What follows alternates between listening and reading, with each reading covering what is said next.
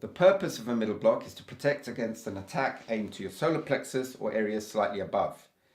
I'm going to show you how to do a middle block using the inner forearm, which is a third of the arm measured from the wrist to the elbow. The block has a twisting action at the end of the movement. So let's practice this first. Start with the palms facing down and twist them outward so the palms end up facing up. Cross over the other way sometimes. Practice this a few times and make sure that the wrist is kept straight throughout the motion. Avoid bending it back like this. Now practice a twisting motion with one arm going forward and outwards and the other arm pulling back directly so the fist ends up by the hip. Again, the palms are facing down and end up facing up. But this time keep the blocking arm underneath. Practice this twisting action and make it sharper as you practice, and then practice on the other side. And now you're ready to move into a walking stance, so step your left leg forward and we'll go through the motion in more detail. First, relax all your joints, but don't drop the arms. Keep them about chest level in a position which I like to call neutral position because you can perform many techniques from this position. Bring the blocking arm back and slightly upwards, and the opposite arm goes forward. So the arms will cross. The blocking arm, remember, is underneath. The extent to which you cross your arms depends on how loose your shoulders are. If your shoulders are loose, your arms will cross more. And if they're very tight, they'll cross less or not at all. But the important thing is that they move in opposite directions all the time, in a nice, fluid, smooth action.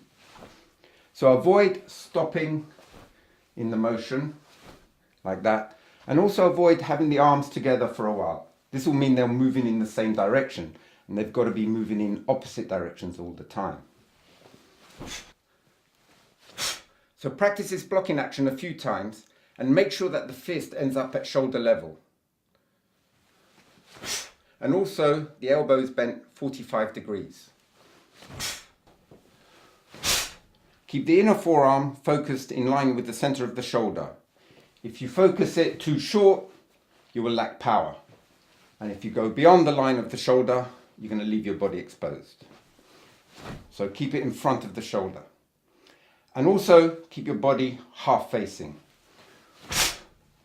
And now you're ready to practice middle block in walking stance as a spot block starting from parallel ready stance.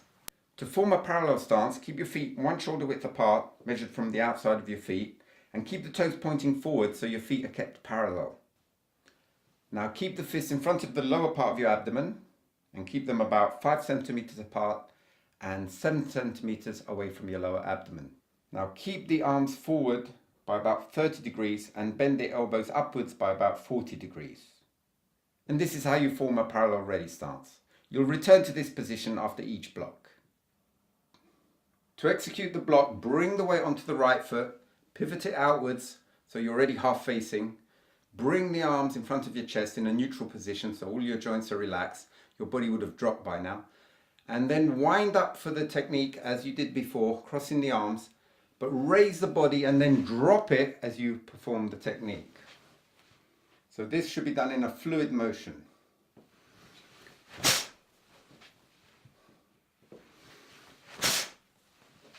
Use breath control so you breathe out as you execute the technique. So the block, the reaction, the breathing and the stance end all at the same time. So after a while, practice with the other side as well.